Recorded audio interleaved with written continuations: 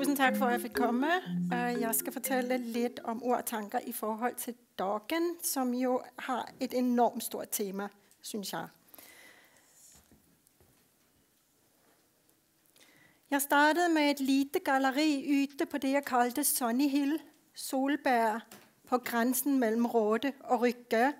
Det var et indendørs galleri med en vindmølle udenfor, hvor jeg lagde vindmøllevafler og serverede kaffe, økologisk kaffe. Ret foran gården går der en vej, hvor der er trafikanter, 2.500 til 3.000 bilister per dag.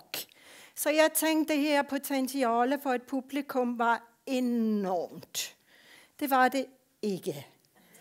Bilerne kørte, de satte tempo ned, og så kørte vi de videre. Det var ganske få på hele den sommer, hvor min datter og jeg satte og læste Dr. Dolittle, som egentlig klarte at stoppe bilen og komme sig ud. Så kom ideen til, ja, men hvad med? Vi må gøre en vind-situation. Folk må få være i bilen sin, men jeg vil have lydkunst ud.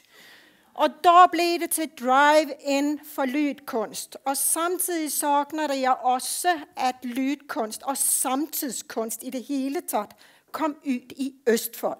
Så projektet med drive-in for lydkunst, et landevejsgalleri i distriktet på sol- og vindkraft, med samtidslydkunst for bilister og vejens folk.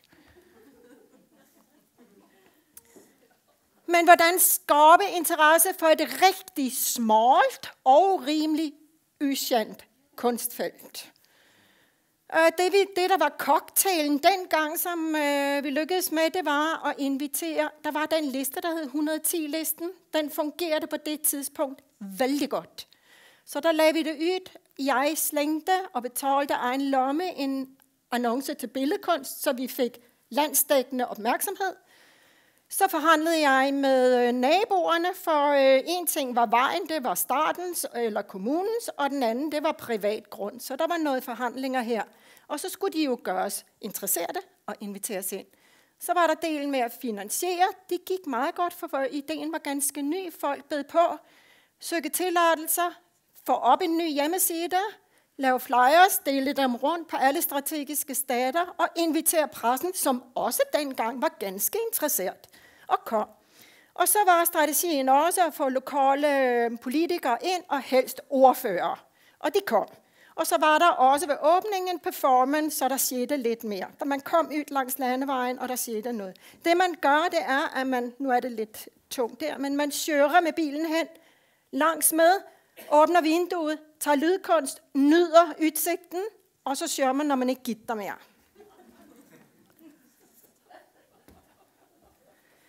Langsomt begyndte vi at etablere os faktisk som et nordisk galleri, og var det, altså i Bergen har de et lydgalleri, som er et stationært, og jeg er så det mobile varianten af et lydgalleri. Og 70-80% af lydkunstnerne, som faktisk søgte sig dit, var kvinder. Og det var i en periode, hvor at faktisk lydfeltet var ganske domineret af mænd.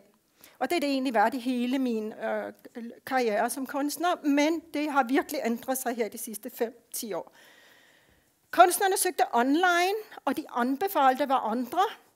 Og når du beder en kunstner om at anbefale en anden, så gør de det altid. De anbefaler en god, ikke en dårlig. Så det genererede bare god kunst. Honorering af kunstnerne var helt afhængig af, hvad jeg fik at støtte. Selv tog jeg sjældent TR, det er mig, ydt honorar, men som regel fik jeg dækket det meste af produktionen, søring til installation, som jeg havde tilsyn med en gang i ugen mindst, installering og åbning. Så kom 5-året, og så ekspanderede vi og havde 3 ulike drive-ins, som alle blev formet til en eller anden lokal kontekst. En i Østfold fortsatte vi, det er vores home area, og så til Nordkalotten, og så drog jeg til Island, til Reykjavik og Nordens Hus.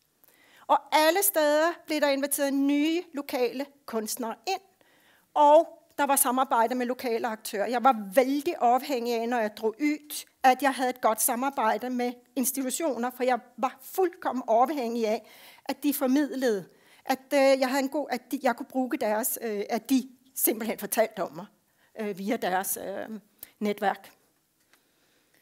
Ja, her er det, at det formes efter stedsrelateret, og der er også lidt genbrug. Her havde vi Esben til at male drive-in igen, og det er fra Reykjavik, og det er fra Danmark. Den ser lidt røg ud, fordi det var Rebild. Skogen blev væltet rundt ved en enorm storm, så alle røtterne kom op. Det var mere røtter end træer.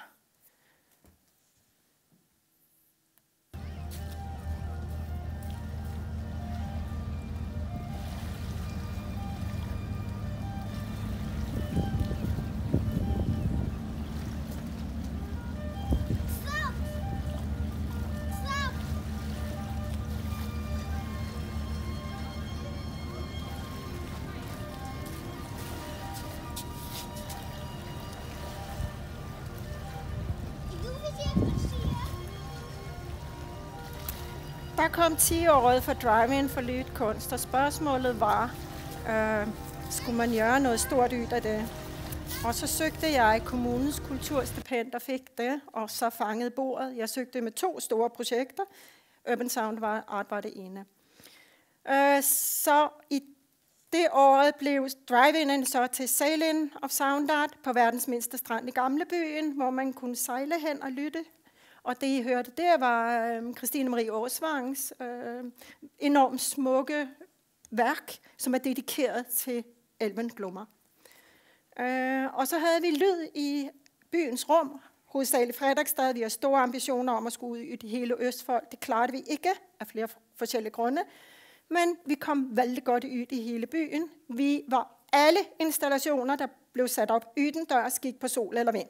Der var ingenting, der trak strøm for noget som helst andet. Og så havde vi 5 store arrangementer, vil jeg nok sige. Dem, som har været, kan vel bekræfte lidt i hvert fald. Vi havde ganske mange. Skal vi se, nu kommer vi videre her. Men vi kom jo ret efter covid-årene, og vi ville have lydkunst for alle, men hele det der formidlingsbillede havde ændret sig, sådan som jeg oplevede det. Vi var alle sammen kommet på net, og lyden var kommet ganske tæt på os alle sammen, fordi på grund af covid var vi kommet meget hjem, og pludselig var det blevet meget hørbart, hvad vi alle sammen drev med.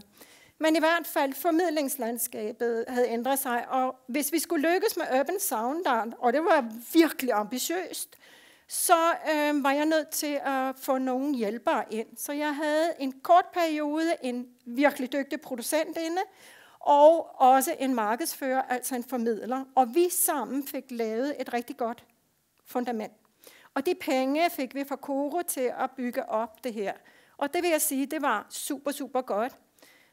Så måtte vi have meget styr på dialogen med dem, vi skulle samarbejde med. Fordi der siger det ofte der, når folk hørte, det var lydkunst. Det larmer. Nej, hvad er det for noget? Ikke? Altså, det var vældig vanskeligt. Så vi udarbejdede en PowerPoint, så inden vi snakkede med folk, så må jeg godt lige få 5 minutter. Jeg vil bare gerne lige have lov at vise dig noget. Og så viste vi simpelthen rammerne, alt hvad vi havde. Så der var ikke så meget at stille spørgsmålstegn ved. De fik det hele serveret, og der var afklaringer. Så der var ikke så meget at blive nervøs over.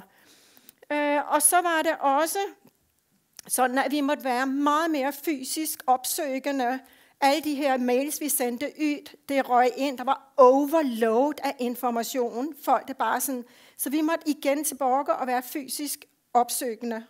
Og det har vi været rigtig meget, og jeg har rendt frem og tilbage.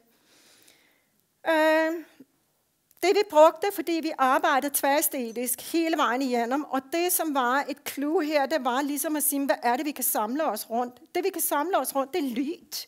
Og det kan vi gøre, når vi er animationsfestival, det kan vi gøre, når vi er ny musik, det kan vi gøre, når vi er teatret, det kan vi gøre hele vejen rundt. Alle har et forhold til lyd.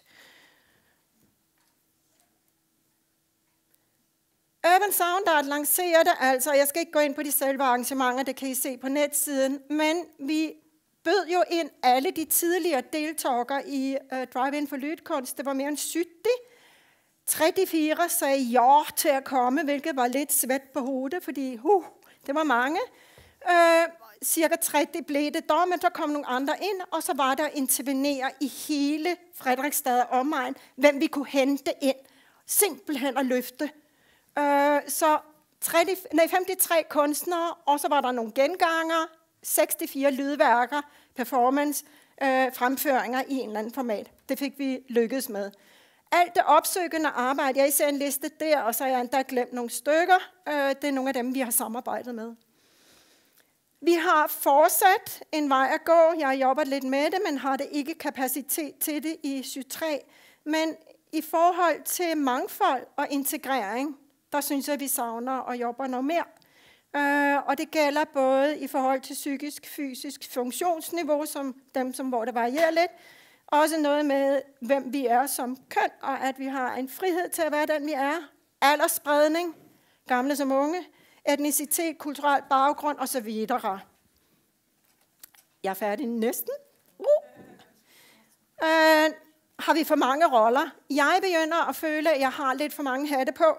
Hvis du skal lancere dig selv, så skal du faktisk være rimelig god til det. Du skal kunne formidling. Hvis du skal være producent, hvilket jeg har været vildt meget nu, men der er nogle producenter, de har nogle greb, som de gør, som er virkelig gode. Og fundraiser, ja, der er faktisk kunstnere, blandt andet i Danmark, som nu begynder at ansætte fundraiser for at skaffe penge, for det går der vanvittigt med tid på. Så det, jeg har lyst til, det er egentlig at få lov til at være lidt mere kunstner, og så appellere til, at vi går sammen om at få nogen til at hjælpe os med de tunge opgaver og få penge. Så er jeg næsten færdig. 2 minutter. Er det okay? 2 minutter. Nej, 1. Er det værd det? Et lille regnestykke bare taget op af lommen. Jeg fik 200.000 fra Frederiksstad Kommune, betalte 25% i skat, det er 150.000. Til drive-in for lydkunst blandt andet, så søgte jeg tilskud. Der var de 100.000 fra Koro til Syd 2. Så skaffede jeg tilbage 740.000. Plus jeg fik et stipend til at gennemføre Urban Sound Art på 300.000. Det gik ret ind i puljen. Det vil sige til sammen 1,140 godt over 1 million, der er ikke medregnet frivillig indsats, lån af udstyr, materialer og lokaler, varme, elektricitet, eller hvad alle kunstnerne selv bidrog ind med. Hvad er så lydkunst? Lydkunst, det er kunstnerisk omgang med lyd. Og det er et ønske om at fremme det soniske medborgerskab, da alle stemmer bliver hørt. Tak for mig.